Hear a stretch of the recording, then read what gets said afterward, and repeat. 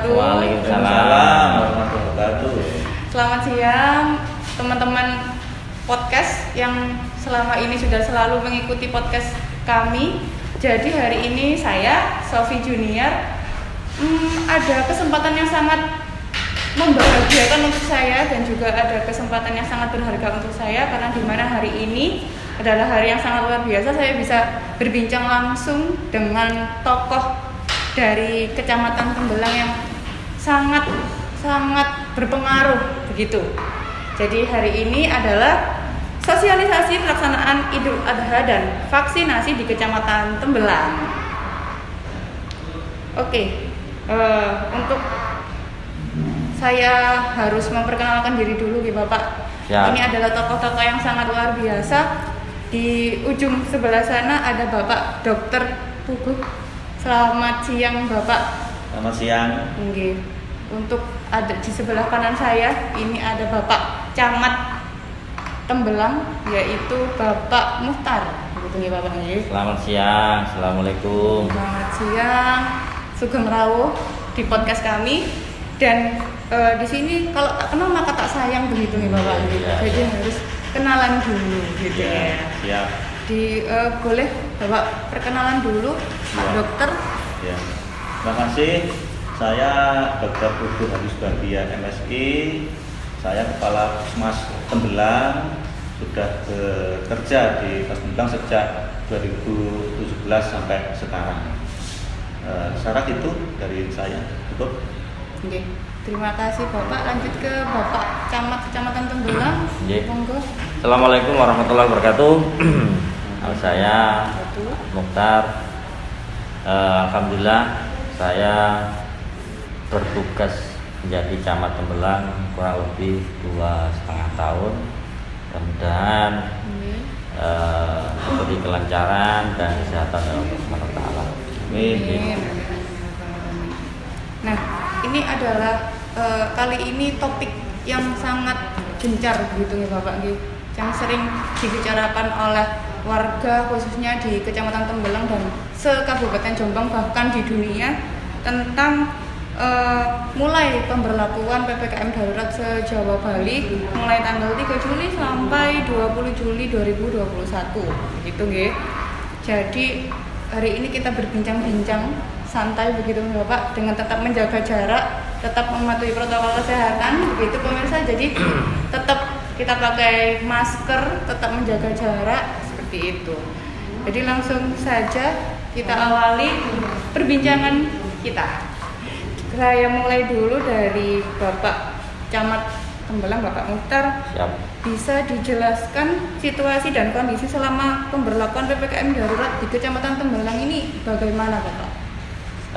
Sebagaimana instruksi Menteri Dalam Negeri nomor 15 tahun 2021 dan diubah nomor 20 2001 tentang PPKM darurat yang ada di Jawa, Bali, termasuk di Kabupaten Jombang.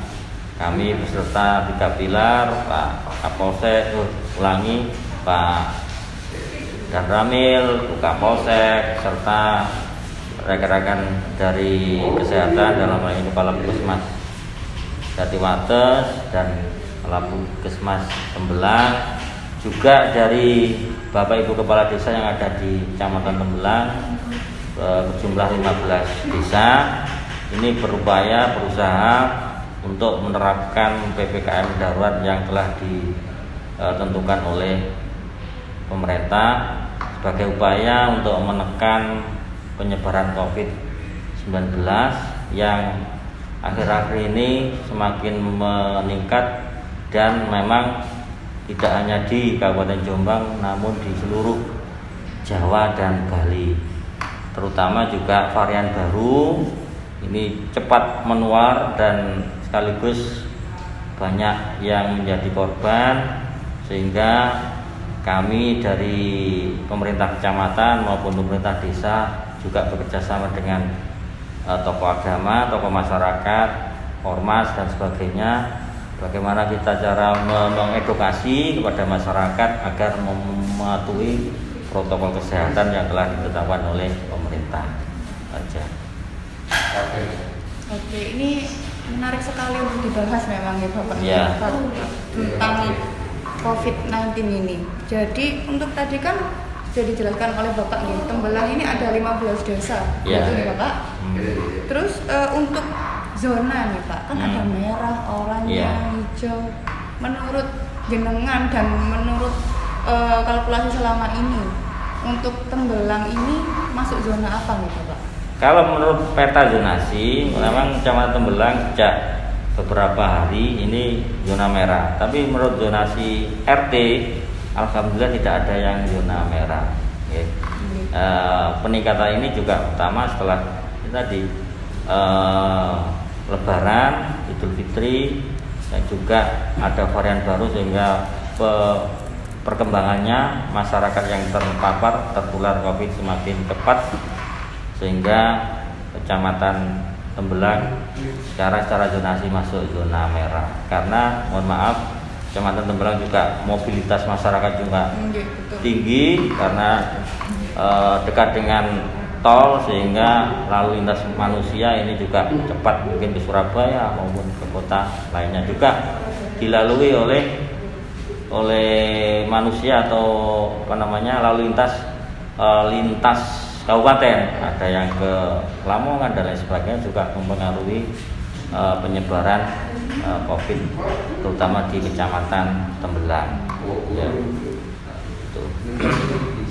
Baik, ini disimpan dulu Bapak. Saya beralih ke Bapak Dokter dulu. Iya, siap.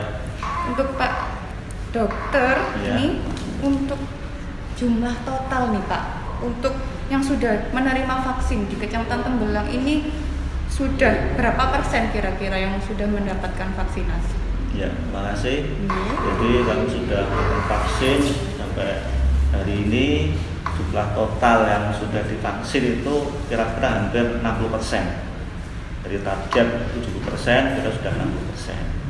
Kemudian dari rincian itu kita ada 2 wilayah ya, Mas Tembelang dan Mas Jatiwates. Kalau Mas Tembelang wilayahnya itu sudah hampir 13.000 yang sudah divaksin. Dari targetnya kita ada 23.000, jadi hampir 60% yang sudah divaksin. Kemudian untuk Jatiwates targetnya sekitar 19.000 yang sudah divaksin, hampir 10.000. Ya. Jadi kira-kira hampir 60% kita sudah divaksin semua. Dan kita harapkan nanti semua masyarakat bisa siap untuk divaksin sehingga bisa minimal kebal terhadap penyakit COVID-19 ini. Betul. Baik Pak, untuk kriteria penerima vaksin nih Pak, harus yang bagaimana? Karena kan dulu ya Pak, dulu itu boleh yang di bawah 18 tahun belum boleh, tapi sekarang sudah boleh. Ini boleh dijelaskan ke masyarakat, khususnya Kecamatan Tembelang, siapa saja yang boleh menerima vaksin? Ya, terima kasih. Jadi penerima vaksin kalau dulu kan TNI, Polri, kemudian nakes itu masih. Kemudian dilanjutkan dengan lain publik, yang publik itu di kerja di bank-bank dan sebagainya. Kemudian dilanjutkan dengan masyarakat umum. Kemudian berkembang selanjutnya juga untuk lansia juga sudah semuanya. Dan juga kelompok-kelompok rentan, yaitu kelompok di atas 50 sampai 59 tahun juga sudah kita vaksin. Kemudian berkembang terakhir itu kita sudah boleh melakukan vaksin anak-anak di atas 12 tahun.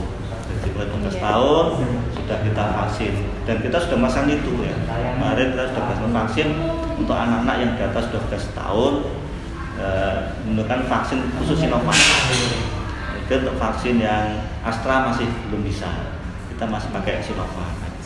Ya, itu saja. Oke, ini menarik sekali karena harus dikupas secara habis begitu Pak. Karena kenapa masyarakat awam itu, aku nggak mau divaksin karena nanti efeknya A, B, C, D gitu. Boleh dijelaskan lagi Bapak tentang efek samping dari vaksin itu sendiri itu bagaimana? Apakah itu adalah keadaan yang normal, yang itu adalah infeksi pengikut dari setelah vaksin atau bagaimana?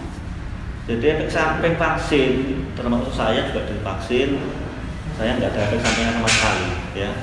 Kemudian dari beberapa kasus yang dari puskesmas, efeknya tidak berat, paling hanya mungkin gerges, Ngantuk. kemudian ngantuk juga ada, atau teman-teman itu enggak banyak, paling Iya. sekitar 5% lah, Iya. enggak semuanya. Iya. Kemudian yang berat sangat jarang sekali. Yang berat itu biasanya panas tinggi dan sebagainya. Tapi setelah diobati di puskesmas dan sebagainya ya bisa sembuh. Nggih. Jadi efek sampingnya saya kira tidak terlalu berat daripada manfaatnya. Karena manfaat sangat besar sekali.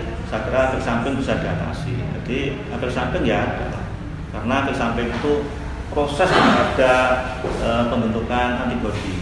Sehingga dengan adanya efek samping itu menunjukkan bahwa tubuh kita itu ada reaksinya, sehingga nanti kalau sudah timbul antibodi bahkan kebal terhadap COVID. Dan kenyataan betul memang banyak yang meskipun positif COVID, kalau sudah vaksin itu dampaknya nggak terlalu berat. Iya. Contohnya di kelas saya itu ada 4 yang terkonfirmasi COVID, tapi dari situ karena sudah divaksin semuanya ya alhamdulillah sudah sembuh semuanya. Ya, Iya. nah, itu efeknya sangat banyak sekali manfaatnya daripada efeknya. Nggih.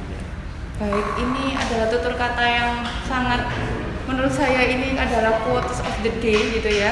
Manfaatnya sangat banyak daripada efek sampingnya gitu nih Bapak. Karena saya alhamdulillah juga sudah divaksin 2 kali juga, dan itu memang efek sampingnya tidak parah kalau kita mau untuk mengobati dan mau konsultasi begitu ya Bapak dengan tenaga kesehatan gitu. Baik, selanjutnya kita beralih lagi ke Pak Camat. Ya. Ini Pak, saya mau menanyakan nih, bagaimana atau apakah ada kendala selama pelaksanaan vaksin di Kecamatan Tembelang, terutama di desa? Adakah kendala, Bapak? Alhamdulillah selama ini tidak ada kendala, bahkan animo masyarakat luar biasa. Pada awal-awal memang masyarakat mungkin belum edukasi, belum ada istilahnya sosialisasi mungkin kurang dan sebagainya, atau bahkan mungkin ada orang-orang yang sengaja memprovokasi terkait masalah vaksin. Awal-awalnya memang dari kami terutama yang ada di desa, terutama Bapak Ibu Kepala Desa, ini kesulitan mencari sasaran atau orang-orang yang akan divaksin. Namun demikian, setelah ada peraturan Presiden nomor 14 tahun 2021 tentang vaksin, di dalamnya juga ada sanksi, terutama para penerima bansos kalau tidak vaksin nanti akan diberhentikan atau tidak dikasih lagi. Sehingga salah satu itu dengan memperkuat animo masyarakat untuk melaksanakan vaksin. Dan memang sekarang kesadaran masyarakat juga sudah mulai tinggi. Mungkin juga pelayan umum juga diwajibkan membawa mungkin kartu istilahnya sudah divaksin, sehingga masyarakat berbondong-bondong. Bahkan seringkali teman-teman dari Puskesmas ini dan desa sudah dijadwal misalkan kuotanya 500 orang, namun yang hadir bahkan lebih dari 500, sehingga juga sering Pak Dokter menambah stok vaksin yang ada di desa tersebut. Ini artinya apa? Masyarakat sudah mulai sadar sendiri terkait manfaat vaksin COVID-19 itu. Baik, untuk pelayanan di kantor Kecamatan Tembelang ini Bapak, selama PPKM darurat dan sebelum PPKM darurat, apakah ada perubahan jam operasional untuk pelayanan di kantor? Tidak ada perubahan. Pertama memang karena salah satu fungsi kecamatan adalah pelayanan, ya. Mungkin KK, KTP serta administrasi lainnya, sehingga kami tetap melaksanakan tugas pokok kami melayani masyarakat sampai jam kantor selesai. Apalagi sekarang dengan adanya PPKM darurat, sebagian besar dinas dan lain sebagainya ini WFH, namun kecamatan kami tetap buka seperti biasanya. Tentunya juga kami sangat ketat menerapkan protokol kesehatan untuk menjaga tenaga kami terpapar dari COVID-19. Tetap tidak ada perubahan, tetap melaksanakan dengan sepenuh hati. Oke. Baik, ini menarik informasinya karena semua masyarakat juga harus tahu nih Bapak, pelayanan yang ada di kantor ini selama PPKM dan sebelum PPKM ada perubahan atau tidak gitu. Iya. Lalu Pak, kalau ini banyak menjadi pertanyaan juga oleh masyarakat, kalau KTP-nya tidak kecamatan tersebut, misalkan bukan kecamatan Tembelang, apakah diperbolehkan untuk vaksin di kecamatan Tembelang sini Pak? Pak Dokter. Boleh, Bapak? Ya. Bisa? Untuk rasa vaksin secara teori itu semua boleh ya. Yang penting punya KTP. Kita ada KTP, ada NIK-nya kita layani. Kemudian juga dari luar negeri itu yang ada NIK-nya kita layani. Kita sudah biasa melayani begitu. Nggak pandang bulu ya. Iya. Jadi semua yang kita ada orang Indonesia ada NIK-nya, dari luar negeri sertifikatnya ada NIK-nya dan bisa terdaftar di situ kita layani semuanya. Nggak bedakan mana ini di sana. Ini orang kecamatan kembali. Ya, nggak ada bedanya. Kita sudah biasa gitu. Banyak juga dari Malang, Mojokerto, Jakarta, nah Boleh nih Pak? boleh masih 1-2 boleh kita Bahkan layani. dari WNA bisa, yang penting ada NIK-nya itu. Syarat ada NIK-nya dari WNA, dari WNI, dari mana se-Indonesia bisa kita layani. Ya. Baik. Oke, ini perbincangan yang sangat menarik untuk masyarakat khususnya se-Kabupaten Jombang. Jangan takut divaksin, terus juga jangan berpedoman kalau di kecamatan nggak ada, aku nggak mau vaksin, karena tadi Bapak Dokter sudah menjelaskan, Pak Camat juga sudah menjelaskan bahwasanya vaksin bisa dilakukan di pelayanan kesehatan di mana saja, begitu ya Bapak? Ya, yang penting punya KTP. Ada nomor induk. Jadi, Dan mungkin gini, untuk menjelaskan yang tadi sampai Pak Dokter, untuk anak-anak itu kan belum punya KTP. Iya. Syaratnya harus membawa KK, kartu Oh, iya. keluarga. Di situ kan tercantum NIK-nya anak yang bersangkutan. Itu syaratnya. Yang kedua syaratnya harus sehat. Nah, itu siap, harus ini sehat yang ya. harus sehat memang. Nanti ada tim dari Pak Dokter, dari tim kesehatan, screening apakah lolos untuk divaksin atau tidak. Itu juga syaratnya yang paling penting juga.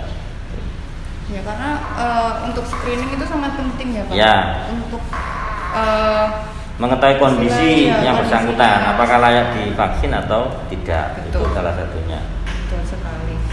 Oke, berlanjut untuk pertanyaan Bapak Ya. Kepala Puskesmas Tembelang. Untuk selama PPKM darurat ini, apakah ada lonjakan pasien khususnya di puskesmasnya Pak? Ya. Jadi kalau lonjakan pasien COVID di Tembelang itu otomatis meningkat ya. Biasanya yang COVID kan hanya 1-2 dan sebagainya. Sekarang udah sampai 4-5 dan sebagainya ada kenaikan untuk penderita COVID itu. Dan di rumah sendiri sudah ada tesnya sendiri, sudah punya Alat. untuk swab antigen. Jadi kalau swab antigen positif, ya itu artinya bahwa sudah dianggap menderita COVID-19, sehingga jumlahnya yang ada peningkatan. Apalagi sekarang sudah banyak batuk pilek dan sebagainya, dan saat ini cukup banyak lah di masyarakat itu ya. Saya perkirakan ya masih banyak sekali yang menderita COVID yang tidak terdeteksi, yang perlu kita awasi. Sangat Dan ya memang begitu karena penyebarannya sangat cepat sekali. Iya, Lewat makanan atau lewat permukaan dan sebagainya yang tidak kita sadari. Jadi cuma hati-hati dan juga istilahnya banyak terus yang baru-baru itu yang sangat berbahaya itu yang kita harus hati-hati, dan dengan penelitian juga sangat banyak sekali ya. Itu yang gitu. Intinya ada peningkatan cukup signifikan di puskesmas untuk lonjakan kasus COVID ini. Ya. Dan untuk pencegahan nih Pak, supaya antibodi kita tetap sehat begitu Pak, tetap terjaga, menurut Bapak Dokter, kita sebagai masyarakat di Kabupaten Jombang khususnya di Kecamatan Tembelang, kita harus melakukan apa ini Pak upayanya? Ya. Upaya-upaya untuk masyarakat agar bisa kebal imunnya tentunya ya harus cukup tidur ya. Itu sangat penting sekali ya. Standarnya itu 8 jam. Ya, dia harus cukup tidur. Kemudian olahraga juga dijaga. Ya. Kemudian juga minum vitamin, makanan yang bergizi atau makanan di kebun-kebun banyak yang murah-murah, tomat dan sebagainya, timun-timun ya murah semuanya ya bisa, nggak harus mahal ya, harus mahal. Yang harus kita lakukan dan juga harus aktivitas dan sebagainya. Kemudian yang penting lagi ya harus pakai masker, sangat penting sekali itu pencegahannya ya. Kemudian juga jaga jarak. Kemudian sangat penting sebetulnya itu jangan sering bepergian, karena penyebab penyebaran virus ini saya kira bepergian itu. Kalau sering ke kota, kemudian beli makanan sebagainya, mall-mall itu ya, ke mall-mall itu ya. Iya, di mall, beli makanan mall itu. Itu yang bisa bikin kita itu ukuran di situ. Termasuk ya semuanya, termasuk di sini kita harus jaga terus, kemudian cuci tangan sebagainya. Sangat penting, apalagi kalau mau makan ya, kalau mau makan harus bersih tangannya. Itu sering tidak kita sadari ya. Kita sadari itu kita habis ke mall megang baju, megang pintu sebagainya langsung makan. Nah itu bisa tertular, itu sangat itu harus diperhatikan. Selain imunnya harus kuat ya, selain gizinya dijaga, olahraga, vitamin dan sebagainya juga sangat penting ya menjaga jangan sering bepergian. Itu harus kita jaga. Memang itu poin pentingnya ya Pak. Sangat penting di bepergian ya. Mengurangi mobilitas dan tetap jaga kebersihan. Jaga kebersihan, imun meningkat. Iya. Oke. Untuk pertanyaan ke Bapak Camat Tembelang, ini efektif apa tidak sih Pak untuk penyekatan dan lain sebagainya? Apakah itu efektif? Kadang itu ada penumpukan di beberapa jalan yang ya kita tahu sendiri nih Pak, itu malah membuat macet dan malah ada kerumunan dan lain sebagainya. Apakah itu efektif atau tidak Pak? Kalau menurut saya efektif ya, tadi sampaikan Pak Dokter. Ini kan untuk mengurangi mobilitas warga masyarakat. Kalau toh mungkin nggak terlalu penting ya nggak usah keluar lah. Sehingga tadi sampaikan Pak Dokter, mengurangi mobilitas salah satunya adalah penyekatan. Bahkan pemerintah Kabupaten Jombang kalau mulai jam 8 malam penerangan jalan umum atau PJU yang ada di jalan raya itu dimatiin semua ya, maksudnya seperti itu sehingga masyarakat boso Tembelangnya rasa-rasan keluar ya, salah satu upaya. Namun demikian memang seperti kota-kota besar memang ya karena mobilitasnya masyarakat sangat tinggi, otomatis mungkin ada beberapa yang malah terjadi kemacetan dan lain sebagainya. Tapi kalau di Kabupaten Jombang saya yakin malah efektif lah untuk mengurangi mobilitas warga mungkin ke kota dan sebagainya, makanya diadakan penyekatan. Salah satunya untuk membatasi warga keluyuran atau kegiatan yang mungkin bisa dipending sehingga tidak keluar rumah. Baik, untuk ini kan kita sudah mendekati bulan Idul Adha gitu ya. Idul Adha ini sudah semakin dekat dan biasanya semangat warga khususnya di Kabupaten Jombang ini sangat antusias sekali untuk menyambut Idul Adha. Lalu kemudian yang saya ingin tanyakan adalah untuk sekarang kan bertepatan saat PPKM darurat ini. Ini apakah ada teknisnya khususnya di Kecamatan Tembelang bagaimana untuk pelaksanaan Idul Adha ini? Sesuai dengan instruksi Menteri Dalam Negeri nomor 15 nomor 20 tahun 2021, kegiatan sholat warga termasuk perayaan Idul Adha kan ditiadakan. Artinya seperti sholat boleh dilakukan di rumah masing-masing. Kalau untuk takbiran keliling dilarang keras, tapi kalau takbiran di masjid, mushola masih boleh ditolerir, namun dengan catatan harus dibatasi orangnya, mungkin 1 atau 2 orang yang ada untuk takbiran di masjid atau mushola. Yang untuk pelaksanaan sholat Idul Adha ini sesuai dengan ketentuan tadi tidak diperbolehkan. Oke, kembali lagi biar tidak terjadi kerumunan dan para ulama kita melalui Majelis Ulama Indonesia, Muhammadiyah, NU dan ormas lainnya intinya mendukung kebijakan pemerintah untuk menekan COVID-19 seperti itu. Jadi itu intinya untuk pelaksanaan Idul Adha tahun 2021. Oke. Jadi teman-teman, untuk warga Kabupaten Jombang khususnya di Kecamatan Tembelang tetap bisa beribadah meski dalam keadaan pandemi, tapi tetap di rumah saja karena sholat Idul Adha belum boleh dilaksanakan begitu ya Bapak. Berjamaah masih belum boleh. Dan untuk ketentuannya juga belum boleh untuk melaksanakan takbir keliling. Nah ini nih yang harus digarisbawahi, nggak perlu distabiluin juga. Ya. Makanya itu kenapa ada fungsinya yang fungsi penyekat tadi, salah satunya juga itu. Oh iya, siap. Jadi kalau untuk takbir di masjid, musola boleh, namun istilahnya harus dibatasi jumlah orangnya, mungkin 2 atau 3 lah maksimal masing-masing masjid atau musola sebagai syiar Islam yang ada di Kabupaten Jombang. Betul sekali Bapak. Okay. Ini sangat luar biasa informasinya, sangat informatif sekali, sangat menarik sekali untuk diulas begitu ya, untuk disampaikan ke seluruh warga Kabupaten Jombang, khususnya di Kecamatan Tembelang. Tadi ada teknisnya, bagaimana kita melaksanakan Idul Adha yang benar meskipun dalam keadaan pandemi seperti sekarang. Saya tambahkan lagi untuk masalah penyembelihan hewan kurban, bagaimana ketentuan. Memang aturannya harus di RPH, rumah pemotongan hewan. Namun demikian kalau desa tidak punya, ini harus ditempatkan, dicari tempat yang lapang, artinya sehingga tidak terjadi penumpukan warga. Khususnya juga kami menghimbau kepada kepala desa yang diteruskan kepada takmir untuk pelaksanaan penyembelihan hewan kurban ini panitianya juga jangan terlalu banyak. Dan pembagian daging, kalau selama ini kalau kita normal biasanya dikasih kupon ngambil di panitia, sekarang dibalik, yang nganter panitianya ke rumah masing-masing gitu. Jadi tetap menjaga menjaga protokol kesehatan. Tetap protokol kesehatan adalah yang utama gitu.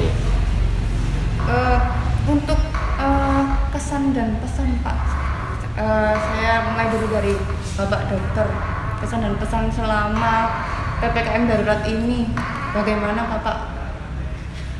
Pesan saya selama darurat ini diharapkan ya masyarakat tetap di rumah, kemudian juga yang penjual itu harus tutup sesuai dengan jadwalnya. Jam 8 harus sudah tutup, yang penting karena penjual makanan dan sebagainya itu salah satu sumber penularan dari COVID, sehingga perlu PPKM itu diterapkan dan juga ditegakkan. Saya kira gitu. Untuk podcast kali ini Bapak mungkin ada yang mau disampaikan ke warga secara menyeluruh? Jadi kepanikan itu sebagian dari penyakit. Kemudian kalau ketenangan itu sebagian dari obat. Kemudian kalau kesabaran itu merupakan titik daripada kita untuk kesembuhan. Saya kira gitu masyarakat. Terima kasih. Ya, luar biasa sekali ini quotes-nya ya. Untuk Bapak Camat, ada pesan dan kesan selama PPKM darurat ini Bapak?